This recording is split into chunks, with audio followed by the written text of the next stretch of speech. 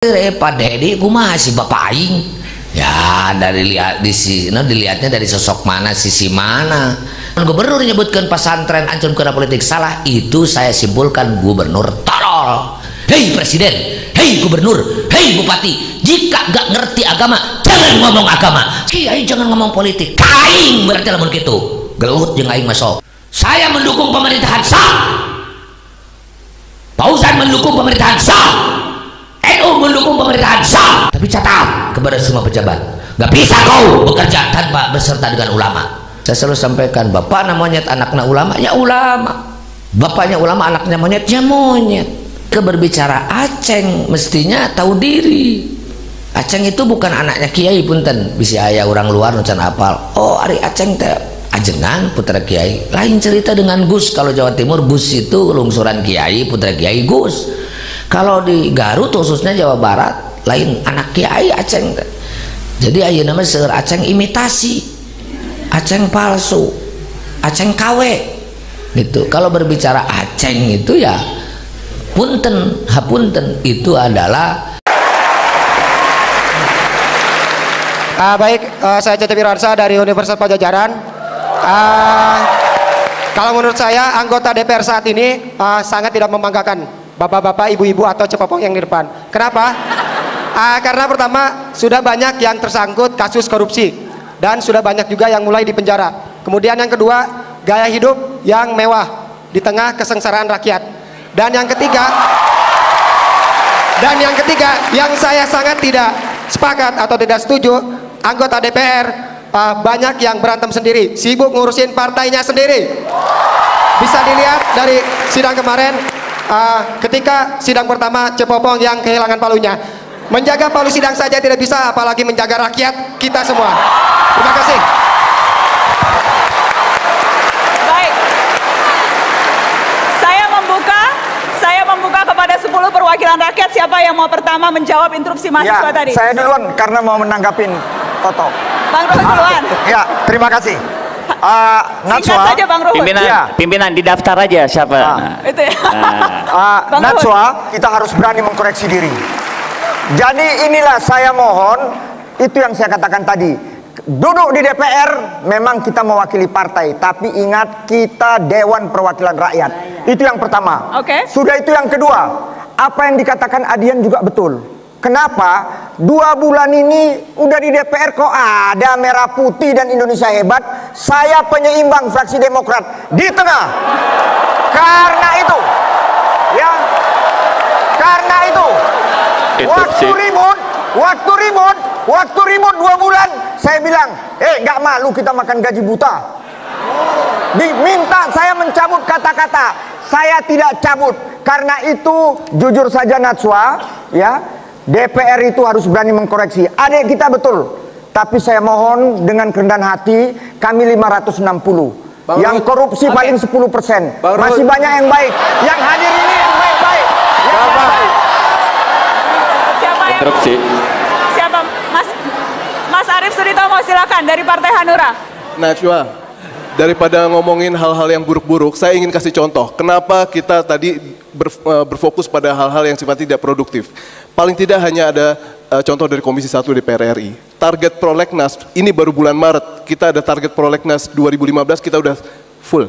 2 sudah diundangkan oleh Komisi 1. Jadi sudah jelas hasil Komisi 1.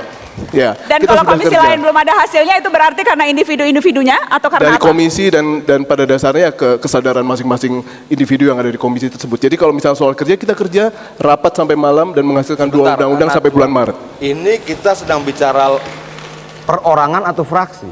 Kalau kemudian fraksi dan komisi, nanti tanggal 9 Desember itu akan ada pilkada serentak. Dan itu hasil Komisi 2. Jadi ada hasilnya? Ada hasilnya. Ada hasilnya. Tapi harusnya bisa lebih maksimal kalau tidak ada ribut-ribut panjang kemarin. Itu pertama. Terus kedua, tentang wakil rakyat atau wakil partai. Tanggapi interupsi tadi, Bang? Tentang wakil, sederhana saja, gampang. Rakyat itu siapa? Rakyat itu menjadi nyata kapan? Rakyat itu menjadi nyata kalau dia berorganisasi. Organisasi tertinggi adalah partai di bawah negara. Bagaimanapun juga itu harus kita pahami. Kalau kita bicara level organisasi dari forum sampai negara, di bawah negara organisasi tertinggi adalah partai. Ada yang mau menanggapi? Tidak bisa kita dikotomikan. Interupsi. Mas Krisna Mukti, silakan. Meluruskan aja, selama 6 bulan kita bekerja dan masa tidak aktifnya itu 2 bulan. Saya nggak setuju kalau kita dibilang tidak melakukan apa-apa gitu, karena seperti saya berusaha untuk kreatif dan berusaha untuk inovatif dengan selalu seperti misalnya turun ke dapil setiap minggu, dan saya selalu membuat kegiatan di dapil. Jadi misalnya apa kegiatannya? saya melakukan pelatihan industri kreatif di dapil saya, gitu. Dan saya juga sudah mulai membuat rumah aspirasi. Saya sudah mulai membangun, dan saya juga sudah mulai mencanangkan ada semacam program-program untuk mendidik anak-anak PAUD dan sekolah dasar. Dan itu saya lakukan semuanya di saat kemarin pada vakum, dan saya rasa itu satu hal yang kreatif. Jadi kalau dibilang kita tidak kreatif, salah juga. Gitu. Oke, kita kasih tepuk tangan deh. Termasuk cara mencuci piring yang benar gitu ya. 31 kali 36 miliar kali 4 bulan itu dikerjakan, atau Anda mau jujur-jujuran malam ini? Jujur saja, belum banyak yang bisa dilakukan. Ya, pertama, dari tanggal 1 Oktober sampai tanggal 5 Desember itu 65 hari. Bahkan kita dibagi komisi pun belum. Jadi selama 65 hari tidak tahu apa yang mau dilakukan. Karena berantem. Karena berantem di dalam. Nah, kenapa berantem? Tapi ini jujur, jarang-jarang ada politisi yang mau jujur. Silakan. Ya, kenapa kemudian di DPR selama 65 hari ribut tidak putus-putus, atau orang bilang berantem di luar sana? Ya, saya pikir sudah hukum sejarah. Ketika ada pihak yang serakah, pasti muncul perlawanan. Ketika ada orang yang tamak, pasti akan ada penolakan. Ketika kemudian seluruh komposisi susunan kepemimpinan di DPR diambil oleh KMP saat itu, sementara mereka melupakan azas tertinggi dalam DPR sebagai musyawarah, saat itu terjadi pembangkangan. Masih ada dendam yang belum tersalurkan sepertinya? Karena selama 65 hari itu kan kita tetap dibayar rakyat. Interupsi. Yes, Mas Yunarto Wijaya. Jadi bukan masalah berantem sebulan, 2 bulan dan kemudian nggak bisa kerja. Kalau saya melihat, saya minta dikomentari ada nyanyian yang berbeda yang bisa jadi otokritik buat anggota dewan sendiri. Ada yang tahu lagu Surat Buat Wakil Rakyat Iwan Fals? Ya. Dulu lagunya Wakil Rakyat paduan suara, hanya tahu nyanyian lagu. Setuju. Yang sekarang DPR kita bukan begitu, dan ini mungkin saya minta komentar Bang Adian sama Bang Ruhut. Wakil rakyat bukan paduan suara, hanya tahu nyanyian ketua umum. Nah, komentar. Siapa yang mau jawab lebih dulu? Bang Adian? Semua terserah Ibu Ketua Umum?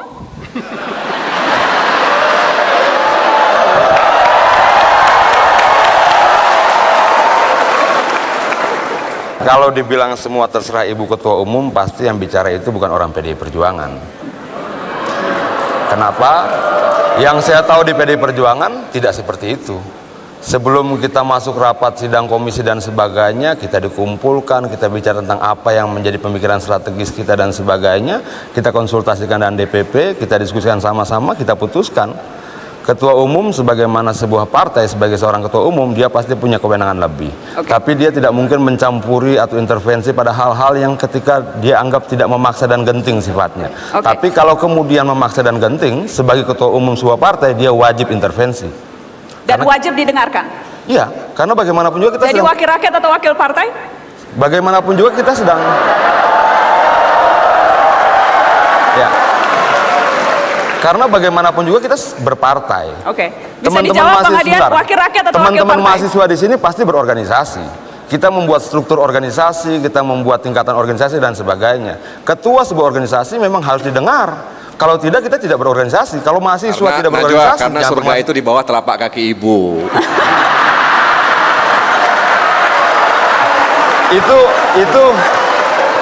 Itu alasan kedua, karena di partai kita perempuan bisa memimpin. Iya. Kalau di partai lain? Saya tidak tahu. Kalau di partai lain di bawah kaki ketua Dewan Syuro mungkin? Saya mau ke Bang Ruhut. Bang Ruhut. Ya, yang populer itu surga di bawah telapak kaki ibu, nggak ada di bawah telapak kaki lain. Siapa yang interupsi? Oh, dari mahasiswa interupsi, silakan.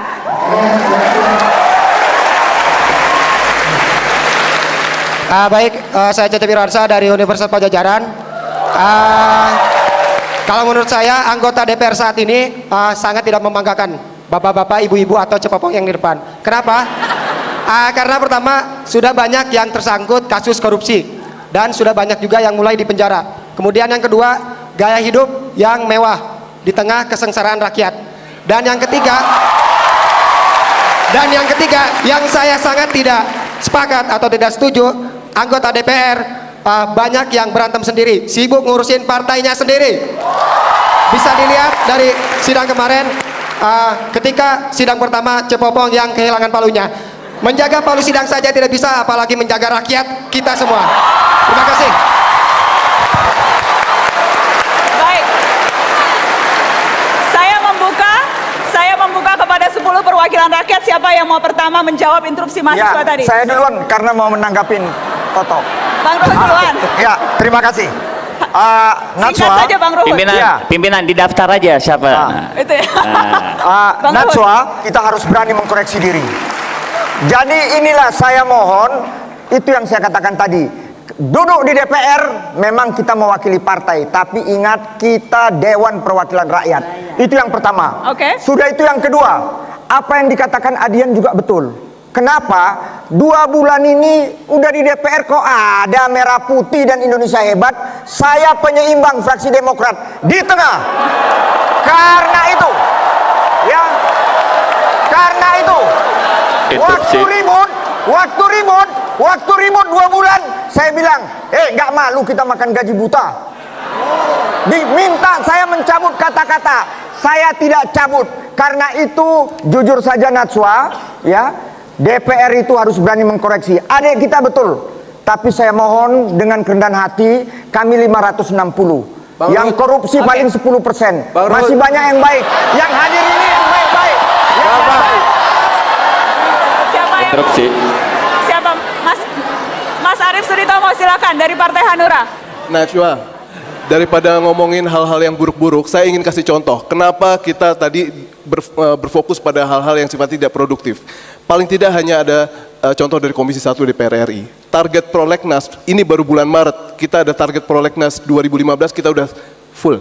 2 sudah diundangkan oleh Komisi 1. Jadi sudah jelas hasil Komisi 1? Ya, dan kalau komisi lain belum ada hasilnya, itu berarti karena individu-individunya atau karena dari apa? komisi dan pada dasarnya kesadaran masing-masing individu yang ada di komisi tersebut. Jadi kalau misalnya soal kerja, kita kerja rapat sampai malam dan menghasilkan 2 undang-undang sampai bulan Maret. Ini kita sedang bicara perorangan atau fraksi.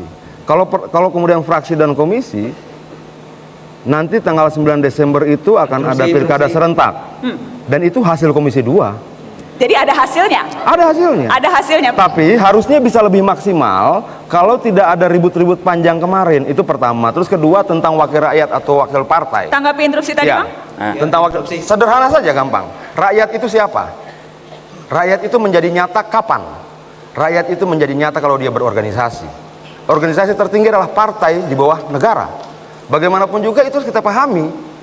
Kalau kita bicara level organisasi dari forum sampai negara, di bawah negara organisasi tertinggi adalah partai. Ada jadi yang mau tidak bisa menanggapi? kita dikotomikan. Interupsi. Mas Krisna Mukti, silakan. Meluruskan aja, selama 6 bulan kita bekerja dan masa tidak aktifnya itu 2 bulan, saya nggak setuju kalau kita dibilang tidak melakukan apa-apa gitu, karena seperti saya berusaha untuk kreatif dan berusaha untuk inovatif dengan selalu seperti misalnya turun ke dapil setiap minggu, dan saya selalu membuat kegiatan di dapil. Jadi misalnya apa kegiatannya? Saya melakukan pelatihan industri kreatif di dapil saya, gitu. Dan saya juga sudah mulai membuat rumah aspirasi. Saya sudah mulai membangun, dan saya juga sudah mulai mencanangkan ada. Assalamualaikum warahmatullahi wabarakatuh. Bapak-bapak, ibu-ibu, ya tadi kita sudah melihat ya yang mana yang pertama ada seorang ustadz berbicara tentang Kang Deddy Mulyadi ya, yang mana katanya baik gubernur maupun presiden ya, ketika ustadz ataupun ulama berbicara politik itu nggak boleh ya langsung disebut gubernur tolol, gubernur sesat ya. Dan tadi pun dia lagi berbicara tentang KDM ya, langsung berbicara seperti itu kepada KDM.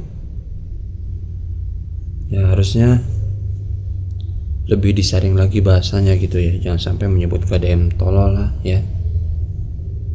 Tadi pun ya saya merasa kecewa gitu ya, kok ada ya Ustadz tiba-tiba nyebut seorang tolol seperti itu ya. Tolol itu bodoh ya, seperti itu. Terus jasa Anda apa untuk Indonesia ya, itu aja. Dan tadi pun Najwa Shihab ya skakmat para anggota DPR ya, yang kebanyakan orang gak tahu kerjanya apa ya, cuman duduk-duduk doang kah, ataupun rapat sampai malam ya buat apa gitu ya. Yang dibutuhkan rakyat bukan itu, turun tangan ya, turun tangan seperti Kang Deddy Mulyadi. Jangan hanya duduk-duduk rapat seperti itu, nggak jelas ya, makan biaya anggaran besar. Nah terus Najwa Shihab ya, terus skakmat para DPR yang bandel ya teman-teman, banyak, bahkan tadi banyak yang korupsi loh. Heran kok gak malu ya disebutin pula. Sekelas DPR seperti itu ya teman-teman, makan gaji buta, parah sih. Kalau KDM, di era KDM ini udah mampus semua nih anggota DPR seperti ini. Oke, terima kasih, sampai berjumpa di video. Semoga sehat selalu, amin ya rabbal alamin. Assalamualaikum warahmatullahi wabarakatuh.